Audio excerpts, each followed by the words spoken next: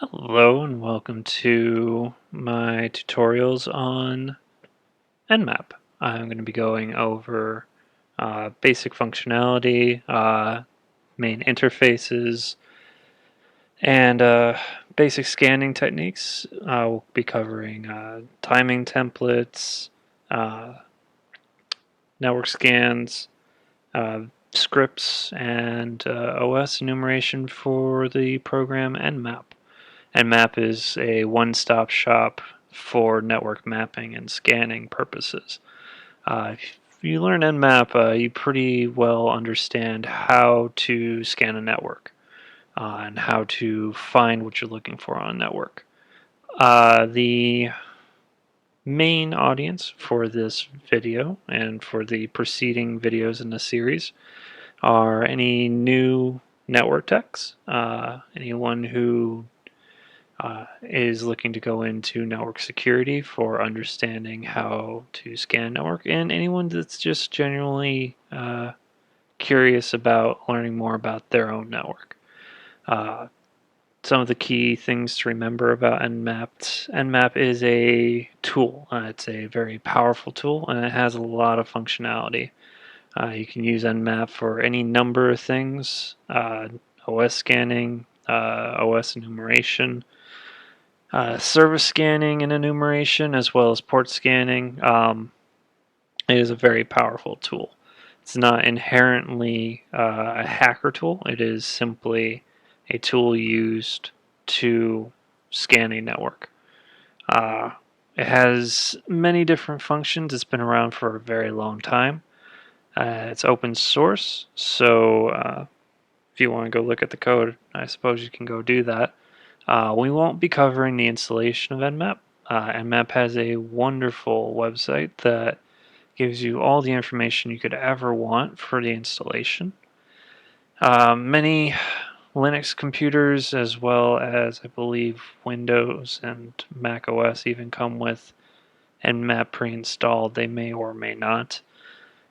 We will be working in our demonstrations off of a Linux box within a virtual box. This is the newer version, I believe, of Kali, which does not come with ZenMap already installed. You'd have to install that separately, as I did. Again, we're not going to get into that too much. The instructions are pretty straightforward on the main website.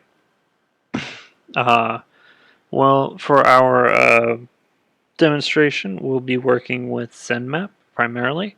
The main reason for that is that ZenMap, as the GUI for Nmap, you not only have a nice display of all the information that you scan, but also you have a very useful learning tool as well. So what do I mean by that? Let's take a quick look. We'll make a new profile, and we'll go over more about making profiles later in the course. But here you can create your customized scans through checkboxes checkboxes and fields that you can enter in and put in different types of scanning, with the added benefit of having um, what those scans mean clearly labeled in the help. Which helps you also learn the material while you're working with it. I was actually won over by their GUI personally. I don't always use it for my scans for any work purposes, but I did learn on the GUI, which was very helpful in just explaining what everything was for and what each one of the options meant. Uh, Target audience for this is any new or anyone who is getting into the network administration and tech fields, or anyone that's just curious about learning about their network. Some cautions to be aware of. You should not be scanning anything that you don't have permission to scan. For instance, don't go onto someone else's Wi-Fi, power up Nmap, and scan the network to see who's out there.